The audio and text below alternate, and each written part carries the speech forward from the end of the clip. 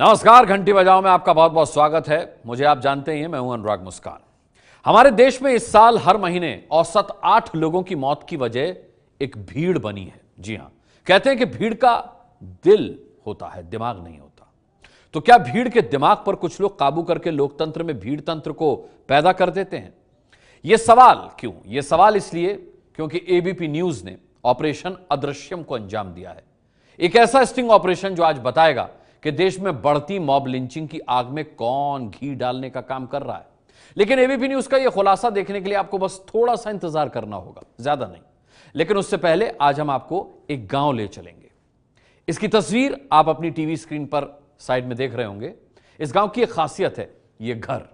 इस घर के दरवाजे पर लिखा है अल्लाह 786 मोहम्मद। इसके नीचे लिखा है हाजा मिन फजले रब्बी, यानी अल्लाह के फजल से, यानी अल्लाह की दुआ से। यह वो घर है जो मौजूदा दौर में भारत की भीड़ हिंसा का सबसे पहला गवाह बना है। इस गांव से संवाददाता वरुण जैन एक खास रिपोर्ट तैयार करके आपके लिए लाए हैं, ताकि आज पहले हम आपको बता सकें कि भीड़ को भूखा भेड़िया बनाने वाले राजनीति शास्त्र, मनोविज्ञान और समाज शास्त्र क्या होते हैं, और फिर आपको दिखा सकें ऑपरेशन अदृश्यम का वो खुलासा जिसे देखकर आज देश के प्रधानमंत्री नरेंद्र मोदी जान पाएंगे कि भीड़ की हिंसा रोकने की उनकी तमाम कोशिशों पर पानी फेरने वाले कौन लोग हैं। जगह बिसाहड़ा गांव, दादरी, उत्तर प्रदेश। वक्त 3 साल पहले। तारीख थी 28 सितंबर 2015। अखलाक का घर।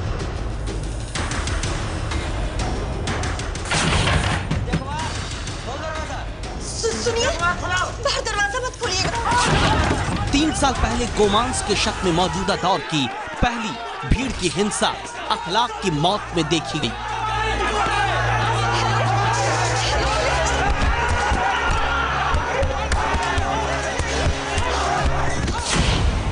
भीड़ की हिंसा से अखलाक की मौत के 3 साल बाद बिसाहड़ा गांव।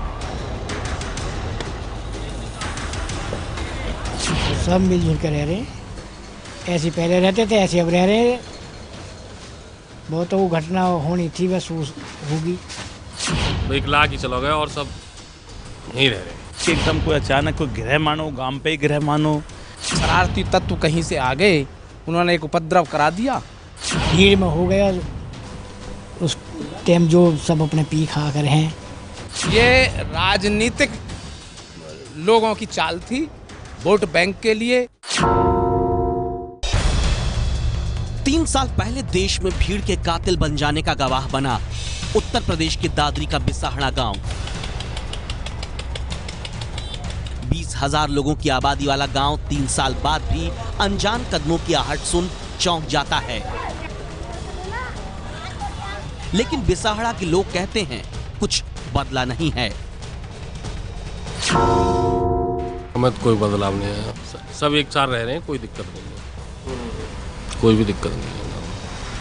1 लाख ही चला गया और सब नहीं रह रहे। संवाददाता वरुण जैन बिसाहड़ा गांव की उन गलियों से गुजर रहे हैं जहां ज्यादातर हिंदू और उनमें भी राजपूत परिवार रहते हैं।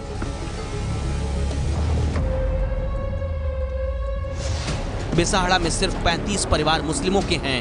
उन्हीं में से एक घर है अखलाक का,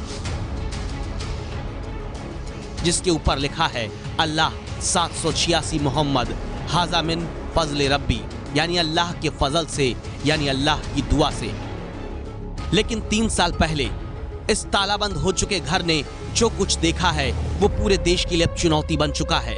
चुनौती है भीड़ के दिमाग पर काबू करके भेड़िया बना देने वाली सोच को लोकतंत्र में रोकना।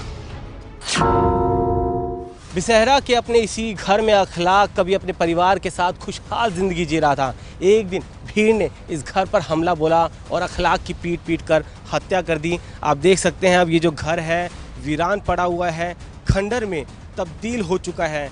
आसपास के जो घर हैं जो कि अखलाक के बड़े भाई और दूसरे रिश्तेदारों के थे वो भी यहाँ से जा चुके हैं, जहाँ पर बड़ी बड़ी झाड़ियाँ कुछ इस कदर उग गई है। आप अंदाज़ा लगा सकते हैं एक छोटी सी गलतफहमी जिसके चलते भीड़ ने न सिर्फ एक परिवार को पूरी तरीके से उजाड़ कर रख दिया, बल्कि वो एक गांव जहां पर दो समुदाय के लोग आपस में मिलजुल कर रहते थे, सारे त्योहार एक साथ मिलाते थे, उस गांव के माहौल को ही पूरी तरीके से बिगाड़ कर रख दिया। भीड़ के हाथों घर के इसी दरवाजे से खींच कर ले जाए गए अखलाक की मौत ने 3 साल पहले बिसाड़ा गांव को देश के सामाजिक, भौगोलिक, राजनीतिक नक्शे पर लाकर खड़ा कर दिया था। करीब 3 साल पहले गांव के लोगों के बीच ये अफवाह फैल गई कि अखलाक के घर के अंदर गाय का मांस है। भीड़ ने इस घर के ऊपर हमला कर दिया। पहले इस दरवाजे को तोड़ा गया और उसके बाद भीड़ ने पहली मंजिल पर सो रहे अखलाक को बाहर निकाला और घर के बाहर खींचते हुए ठीक इस चौराहे पर ले आई और भीड़ ने यहाँ पर डंडे और ईंटों से अखलाक की पीट कर बेरहमी से हत्या कर दी। परिवार के लोग ये गुजारिश करते रहे कि अखलाक को छोड़ दे, रहम की भीख मांगते रहे, लेकिन भीड़ कुछ ऐसी थी जिसे ना ही सुनाई दे रहा था, ना ही कुछ दिखाई दे रहा था। भीड़ कहां से आई, कैसे आई, किसके कहने पर आई? भीड़ के दिमाग पर क्या किसी ने कब्जा किया? भीड़ एक कथित गोमांस की अफवाह पर अखलाक का कत्ल कैसे करके चली गई?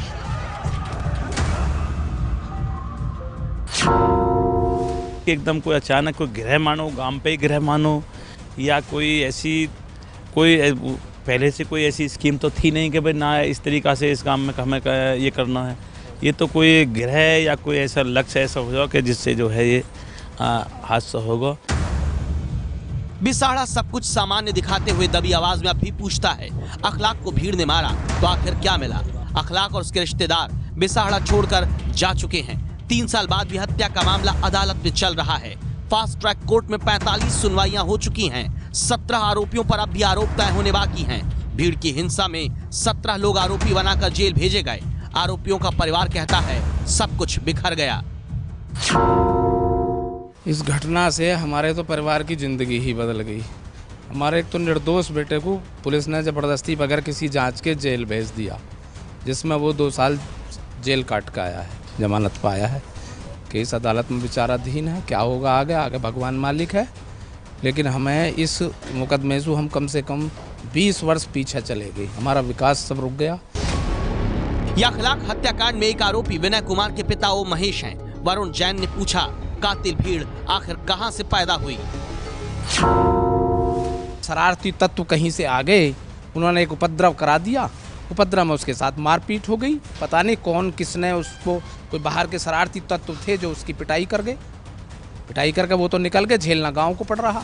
ये राजनीतिक लोगों की चाल थी, वोट बैंक के लिए। तो क्या देश में वोट के लिए भीड़ को भेड़िया बनाने की कोशिश की जा रही है?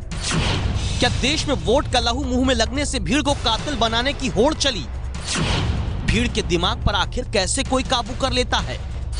एबीपी न्यूज के ऑपरेशन अदृश्यम में कुछ ही देर में इसका बड़ा सबूत आप देख पाएंगे। ये कहा गया था कि बिसेड़ा गांव के इसी मंदिर के लाउड स्पीकर से उस दिन ये अनाउंसमेंट की गई थी कि अखलाक के घर के अंदर गाय का मांस है, जिसके बाद ये अफवाह पूरे गांव में फैलती चली गई और फिर भीड़ जुटना शुरू हो गई। उसके बाद इस भीड़ ने अखलाक के घर पर धावा बोल दिया, जिसमें अखलाक की जान चली गई। करीब 3 साल बाद फिलहाल गांव के अंदर जो हालात हैं वो सामान्य हैं, लोग आपस में मिलजुल कर रह रहे हैं। लेकिन इस भीड़ तंत्र की हिंसा ने पूरे देश में कुछ ऐसा प्रभाव डाला कि उसके बाद आए दिन इस तरह की घटनाएं सामने आने लगी। सच्चाई यही है, क्योंकि अखलाक के कत्ल से मौजूदा दौर में शुरू हुई भीड़ की हिंसा के बाद 2015 से अब तक देश में मॉब लिंचिंग की 130 वारदातें हो चुकी हैं। 3 साल में देश भीड़ की हिंसा के कारण 85 लोगों की मौत को देख चुका है। इसीलिए आज आपको घंटी बजाओ का पूरा शो देखना बेहद जरूरी है, क्योंकि आज आपको पता चलेगा भीड़ के पीछे का राजनीति शास्त्र क्या है। आज आपको हम बताएंगे भीड़ के दिमाग पर काबू करने वाला मनोविज्ञान क्या है, भीड़ को कातिल बना देने वाला समाज शास्त्र क्या है, और रात 10:30 बजे ऑपरेशन अदृश्यम में मॉब लिंचिंग की आग में घी डालने वाला चेहरा किसका होता है। बस सिर्फ कुछ ही देर बाकी है, फिर आप देखेंगे एबीपी न्यूज का खुलासा, ऑपरेशन अदृश्यम। गौहत्या के नाम पर जान लेने वाली तिकड़ी का कैमरे पर कबूलनामा दिखाएंगे आपको, लेकिन आपको इसके लिए बस थोड़ा सा इंतजार करना होगा। पहले आपको दिखाते हैं कैसे भीड़ तंत्र का मनोविज्ञान और समाज शास्त्र काम करता है।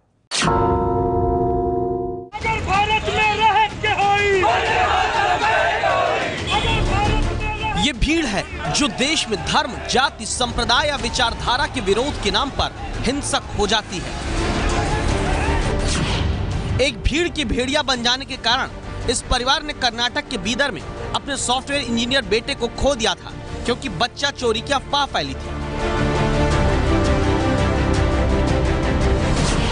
और ये तस्वीर है उस भीड़ तंत्र की जिसने जून महीने में उत्तर प्रदेश के हापुड़ में कासिम को सिर्फ इस शक में मार डाला कि गोहत्या की जा रही है।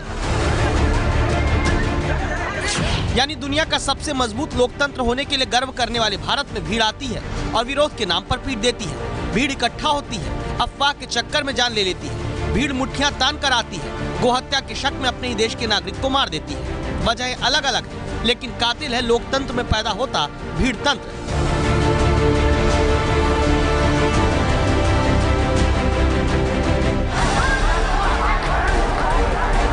सवाल ये कि आखिर आम आदमी की भीड़ के दिमाग पर कैसे कोई काबू कर लेता है और समाज में भीड़ तंत्र कैसे बढ़ रहा है?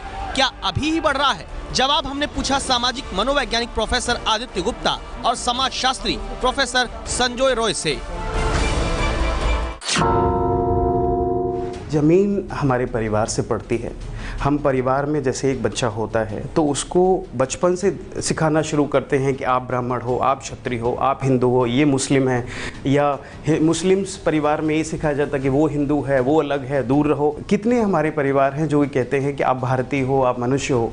तो हम अपनी आइडेंटिटी को, परिवार की भी जिम्मेदारी है कि आइडेंटिटीज़ को बड़ा करते जाए, छोटा करने की बजाय बड़े लेवल पे ले जाए। ये बहुत पुराना है, लेकिन जो चेंज ऑफ फॉर्मेशन ये थोड़ा चेंज हो चुका है। अब रिलीजन के नाम पे, अब कास्ट के नाम पे हमने ये सारी चीज़, जो जॉब मॉब लिंचिंग की बात हो रहा है, या हम कहते हैं कि मॉब लिंचिंग है, लेकिन already it was there in the history.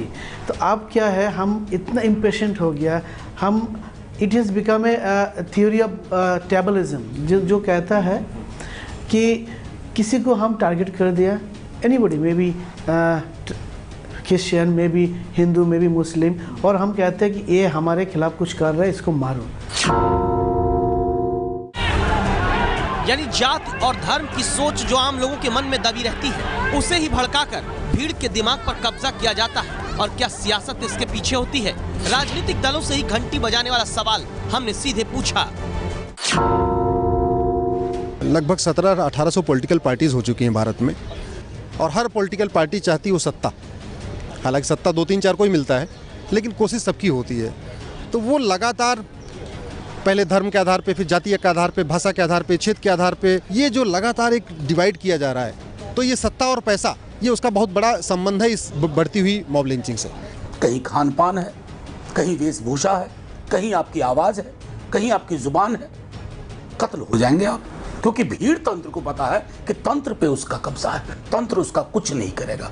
ये चिंता का विषय सबके लिए होना चाहिए। जितना चुनाव निकट में आएंगे, इस प्रकार से राजनीतिक दलों की, और खासकर कि कुछ विशेष राजनीतिक दलों की ज़्यादातर उनकी ये उम्मीद रहेगी कि इस प्रकार से लोग के बीच में विभाजन हो, भय और शक का वातावरण हो।